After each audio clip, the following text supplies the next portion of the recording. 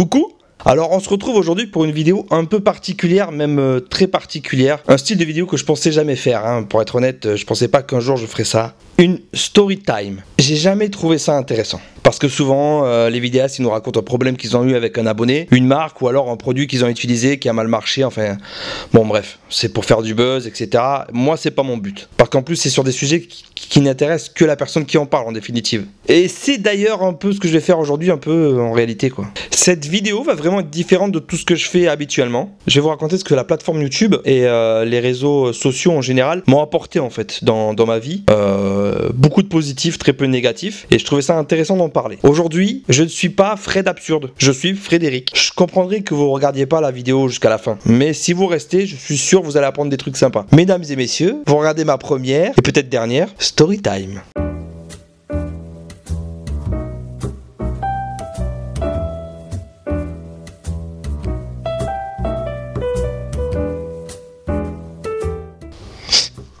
Aïe.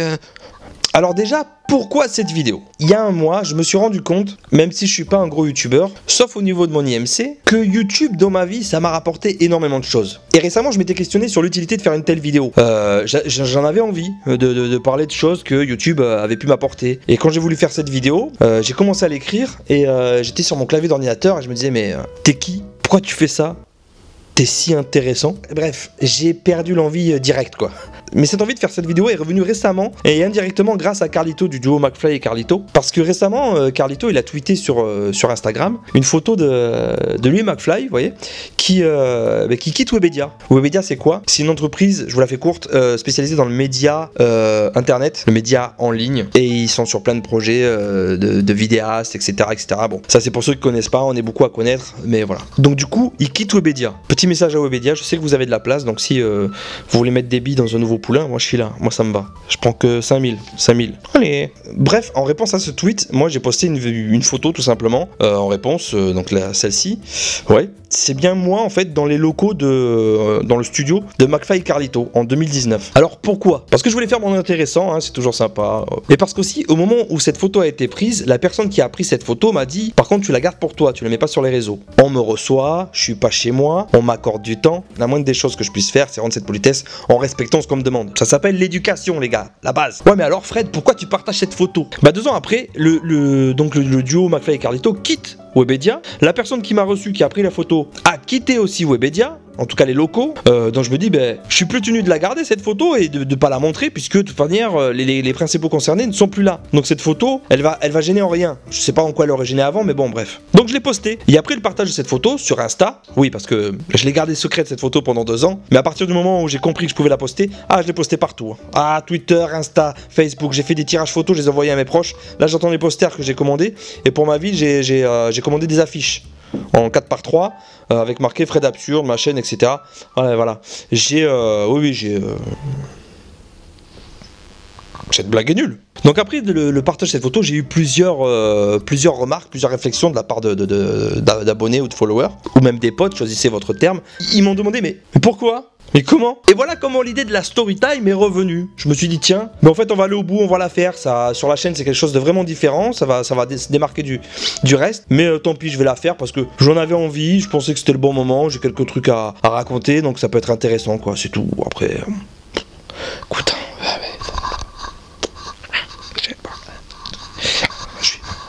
j'oublie le texte là. Mais pour savoir pourquoi cette photo a été prise, en tout cas pourquoi j'étais dans les locaux de McFly et Carlito, il faut remonter à 2019. Nous voilà au début de l'été 2019. Enfin, on est en mai. L'été c'est en juin, connard. Plus précisément, le 29 mai 2019 à 18h38. C'est à ce moment-là que tout a commencé. C'est ce jour-là que ce bon Freddy Gladieux que vous connaissez tous, ce mec sympa, ce youtubeur, cet auteur de talent, ce chanteur aussi parfois à la voix suave, douce et sucrée, m'a contacté. En fait à l'époque il recherchait un monteur vidéo, en fait plusieurs, pour qu'il puisse contacter les monteurs dont il avait besoin en fonction des projets qu'il avait, normal. Du coup il me propose le deal quoi, d'être monteur pour lui. Je réfléchis, ouais, je peux me vanter d'être un des rares mecs qui ont fait patienter Freddy Gladieux. En fait ça tombait pile poil à un moment dans ma vie où pour YouTube j'avais envie de carburer à fond, je me donnais à fond et j'avais peur parce que j'avais plein d'autres projets à côté, dans la vie perso, etc. Le boulot, enfin, vous connaissez la vie quoi. Et j'avais peur d'accepter trop de choses et de pas aller au bout. C'est ce que j'ai fait pendant des années et ça fait quelques temps maintenant, j'ai compris que si tu voulais faire les choses bien, fallait pas tout accepter, fallait faire un tri, ça sert à rien, ça fait pas avancer, ça plaît à personne. Donc j'ai réfléchi, bon j'ai pas réfléchi beaucoup quand même, hein. Une occasion comme ça, tu la laisses pas passer. J'en ai parlé autour de moi et on m'a dit Fred, c'est quand même une sacrée opportunité.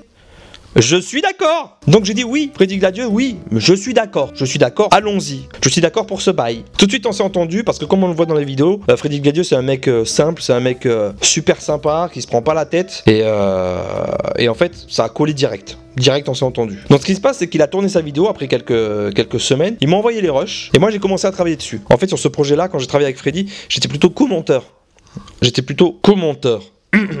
Parce qu'en fait, Freddy, ce qu'il voulait, c'est qu'on fasse un peu. En fait, tu es là, tu fais un gros travail sur les rushs, tu découpes, tu mets les gags, tu mets les plans, tu mets plein de choses. Et lui, en fait, il récupère le montage et il affine pour y mettre sa personnalité. C'est tout à fait normal. Moi, personnellement, si j'avais un monteur, c'est exactement ce que je ferais aussi. Bref, je fais la vidéo, il la finalise, il la sort. Elle fait un tabac. Je rigole, j'en sais rien du tout. Et vous pouvez aller vérifier, elle s'appelle « Y'a quoi dans cette oreille ?» Je le lis, je l'ai marqué, autant le lire. Allez vérifier dans la description de cette vidéo, il y a quoi dans cette oreille, vous verrez, commenteur Fred 2.0, c'était mon blaze à l'époque. C'est à ce jour la seule vidéo que j'ai montée pour Freddy Gladieux.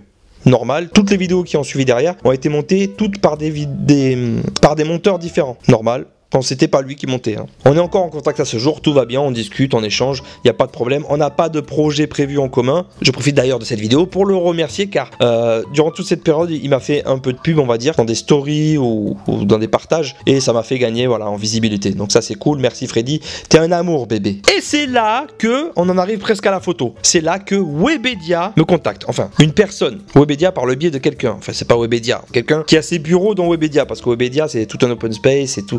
Enfin, c'est vague en fait. Je suis contacté par une personne via Instagram. Je donnerai pas son nom parce que c'est pas important. Que je parle plus à cette personne à ce jour et que mon but c'est pas de faire du buzz, c'est pas le but de la vidéo, c'est vraiment de vous raconter quelque chose qui m'est arrivé grâce à YouTube. Cette personne, on va l'appeler Omar, comme Omar Sharif, parce que cette personne par la suite s'est montrée un peu cavalière. Compris, cavalière, Omar Sharif, le PMU, les courses épiques. C'est très drôle. C'est une blague. Vous allez bientôt savoir pourquoi je dis ça. Cette personne me contacte et me dit oui Fred, je t'ai connu par Fred, non c'est moi Fred. Tu m'as pas connu par moi-même, tu m'as connu par qui? Par Freddy Gladieux. Je t'ai connu par Freddy Gladieux. Dans une story il a partagé un peu ton taf, je suis allé voir, j'aime bien ce que tu fais, c'est marrant, etc., etc. Moi je te contacte pas pour ta chaîne, je te contacte parce que je suis en ce moment sur des projets avec Prime, la plateforme concurrente à Netflix, Prime, parce qu'on a un projet en cours et on a besoin d'auteurs, on cherche des auteurs. Et ta touche est cool et je voulais savoir si t'étais chaud pour ça. Ah bah oui en fait. Du coup je vous passe les détails. Je monte sur Paris, je fais l'aller-retour dans la journée mon pote. Et c'était super excitant la vérité. J'arrive devant Webedia, je téléphone à Omar. Omar je suis là, Omar descend me chercher à la réception. On rentre dans l'ascenseur, on monte à l'étage, on arrive tout en haut. Tac, les portes s'ouvrent, couloir, je comprends tout de suite. On est à l'étage où il y a le studio de Squeezie, où il y a le studio de McFly et Carlito, où il y a l'open space où tout le monde travaille. J'ai visité le studio de McFly et Carlito, le studio de Big Orno Coquillage, l'ancienne chaîne à l'époque de Squeezie et j'allais dire Amixen, ça n'a rien à voir. Et Cyprien, pardon. J'ai pu rencontrer aussi, enfin en tout cas vite fait, je l'ai croisé Squeezie. J'ai rencontré par contre Norman, McFly et Carlito, on s'est serré la main. D'ailleurs Carlito, la prochaine fois que tu me regardes comme ça, je te pète la tête. Bref, c'est à ce moment-là qu'on prend la fameuse photo où je suis dans les studios de McFly et Carlito, que la personne me dit Fred, s'il te plaît, tu gardes ça pour toi, voilà, pas de vague, normal, y a pas de souci, encore une fois, je m'en fous en fait, ça me fait un souvenir pour moi. S'ensuit de tout ça une petite réunion, vraiment très petite, hein, 30 minutes, et encore, peut-être 20, sur le pourquoi du comment. La personne croyait que j'arrivais avec des tas d'idées, je lui dis ben non, moi tu me dis tu peux venir pour qu'on en parle, je viens, on en parle, j'avais griffonné quelques trucs, mais sans plus, tu vois, donc la personne présente le projet, patati patata, voilà, 20 minutes, c'est fini. Pour la petite aparté, le truc qui est sorti sur Prime, c'était le programme, je sais plus comment il s'appelle, où tous les youtubeurs ils parlent de... Ben attends, True Story je crois, c'est sur Prime, c'est où tous les youtubeurs qui vont pour raconter une histoire, enfin je sais pas, c'est éclaté, j'ai regardé, franchement c'était... bon... C'était pas ouf quoi. Donc me voilà, donc suite à la réunion, 11h du matin à Paris devant Webedia, enfin Paris, je connais pas trop Paris, on m'a dit c'est pas Paris, le Valois-Perret. Donc je connais personne, je suis là, enfin je connais personne. À cette époque je connais deux personnes sur Paris. John Tan, un de mes potes que vous avez pu voir dans une de mes vidéos, et Freddy Gladieux, que je fais tout bêtement, j'appelle mon pote John Tan, je lui dis John Tan, devine quoi, je suis sur Paris, excellent, on se voit s'il te plaît. Il me dit bah ouais, pas de problème, je suis dispo, mais que ce soir. Ok cool, rendez-vous à Châtelet à 20h, cool. J'appelle Freddy Gladieux. Freddy Gladieux, hey, devine quoi, je suis à Paris, on se voit. Ah ouais, pas de problème. Ouais, ok, je suis dispo. Mais que ce soir. Rendez-vous à 22h, du côté de Châtelet. Donc du coup, ce que je fais, je regarde sur mon téléphone, Levallois-Perret-Châtelet, 7 km. 1 heure et quelques de marche, apparemment. Je me dis, putain, en fait, c'est pas ouf, c'est pas super loin, en fait. Je vais faire quoi de ma journée? Mais en fait, vite fait, j'ai pas le choix, en fait. Donc je me tape toute la journée, Levallois-Perret-Paris. Ça a été la balade la plus lente de ma vie. J'ai fait exprès de prendre des ruelles, des rues, de tourner, de marcher lentement, pour que ça dure et d'arriver aux alentours de 20h à Châtelet-Léal, quoi. Je me suis arrêté une fois pour bouffer pendant 1 heure et demie, et une deuxième fois pour boire des coups. J'ai pris 2 pintes, ça m'a coûté 20€. Quand on m'a donné le ticket, j'ai toussé, 20€. Et j'ai gardé le ticket de caisse. L'établissement là, le bar, je connais votre nom, et comme dit Hélène Ségara, on n'oublie jamais rien, on vit avec les gars. Je vous ai là, vous inquiétez pas, je vous oublie pas. 20€ les 2 pintes, quoi. C'est hallucinant, putain. J'arrive à Châtelet, d'ailleurs Châtelet chapeau, c'est beau, c'est sympa, j'ai rien à dire de plus. Mon pote Jonathan, il arrive, on boit un coup dans un bar, on mange à Burger King je crois, et puis il s'en va parce que lui il avait pas que ça à foutre, il fallait qu'il rentre, il avait encore plus d'1 heure de métro quoi le gars. Et donc du coup, rendez-vous dans les anciens locaux de... J'ai tellement oublié comment ça s'appelait que j'ai envoyé un SMS à Freddy Gladieux pour qu'il me rappelle les anciens locaux de qui c'était. Golden, c'était les anciens locaux de Golden Moustache, où à l'époque lui, Aurel et Yanis partageaient le même local pour leur création et leur je pense, je sais pas, leur boulot d'auteur, je pense. Donc je me rends là-bas, j'appelle Freddy, ah Freddy, je suis devant les locaux. Il arrive, il me serre dans ses bras, il tape la bise, ils sont bons. Et là, on rentre dans l'espace de travail de ce beau monde, Freddy, Aurel et Yanis. D'ailleurs, il y avait Aurel, super mec aussi, super sympa. Et j'ai passé, je crois, à peu près 2 heures avec eux à parler de tout et de rien. Freddy, en même temps, il faisait un montage. Et Freddy, quand il fait un montage, je peux vous dire que ça peut prendre du temps. C'est un mec, il est perfectionniste, j'ai jamais vu ça. Vous plaignez pas de pas avoir beaucoup de Freddy Gladieux, parce qu'en fait, c'est normal. C'est normal. Mais le temps passe. Aurel s'en va. Freddy doit rentrer chez lui aussi. Il m'invite pas à boire un coup en plus, l'enculé. Et du coup, j'appelle un Uber. Et le Uber, il arrive. Le Uber, il arrive pour me chercher. Freddy me tape la bise, me serre dans ses bras. Ils sont encore bons. Et c'est quoi ton parfum? Je monte dans le Uber. Pratiquement 1 heure de route. Hein. Je sais pas si le mec, il m'a baisé au niveau du trajet. Le mec avait l'air sympa, mais peut-être qu'il m'a eu, quoi. Il a senti que j'étais pas du coin. C'est-à-dire que maintenant, il me parlait, quoi. C'est dit, lui, il connaît pas beaucoup Paris. Donc j'arrive à l'aéroport, il est même pas 23h je crois, hein, un truc comme ça. Ou même pas minuit, je sais plus. Et le mec me dit, il est con ton avion chef. Moi je dis mon avion, il est à 6h du matin le lendemain. Et je vous jure que c'est vrai. Il fait, ah ouais? Il a fait le tour de sa bagnole, il a ouvert son coffre, il a sorti une petite bouteille d'eau, il me l'a donnée, il a fait. Il a posé sa main sur mon épaule, il a fait, courage chef. J'avais ma bouteille dans la main, je fais, il est con, pourquoi? Ben, j'ai vite compris, en fait dans un aéroport, à 23h, jusqu'à 6h du matin, t'as pas grand chose à faire. À vrai dire, pire nuit de ma vie. La pire. Bref, je rentre à Montpellier, le temps passe, 2 semaines c'est cool, et je réfléchis au sujet que je dois envoyer pour Prime à Omar. Et putain, il n'y a rien qui vient, il n'y a rien qui vient. Et en plus, c'était la première fois que moi je faisais un taf comme ça, un travail d'auteur, c'est la première fois qu'on me demandait ça. Donc la mise en forme, toute la manière de penser le truc, je savais pas du tout. Donc je pense que je peux pondre, je l'envoie à Omar, j'attends 1 semaine, pas de nouvelles. Omar, il est peut-être occupé. J'attends une 2e semaine, toujours pas de nouvelles. Je vois un petit mail à Omar. Je dis quand même, Omar, t'as reçu mon mail, qu'est-ce que t'en penses là? Pas de nouvelles. J'attends 1 semaine de plus quand même. Je suis quelqu'un de patient en fait. J'envoie un SMS, devinez quoi? Pas de nouvelles. Je dis tiens, c'est quand même un peu fort de café là, Omar. Se foutrait-il pas un peu de ma gueule? Et je vais sur Instagram, je vais sur le profil d'Omar, et je vois qu'en plus, Omar, Vlatipak qui m'a un follow. Je dis tiens, Omar, c'est un peu cavalier. Le message est assez clair. Fred, lâche ma veste. Tu me casses les couilles. En tout cas, je le comprends tel quel. Je laisse pisser, je me dis, allez, ça va. Ces gens-là, ils sont peut-être dans un autre monde, ils pensent à autre chose. Enfin, ils ont peut-être beaucoup de boulot. Bon, bref, ce genre de choses, ça fait partie de ton éducation. Tant pis, je laisse couler, je laisse pisser. J'ai quand même un bon souvenir. J'ai rencontré des personnes sympas là-bas. Et j'ai passé une bonne journée. J'étais seul. Mais franchement, moi, je suis un solitaire. Quand je fais des trucs comme ça, tout mon travail de vidéo, je le fais seul. Enfin, je fais beaucoup de choses tout seul. Et au final, je suis pas malheureux. Et j'en parle avec une amie qui est comédienne. Salut Bonnie.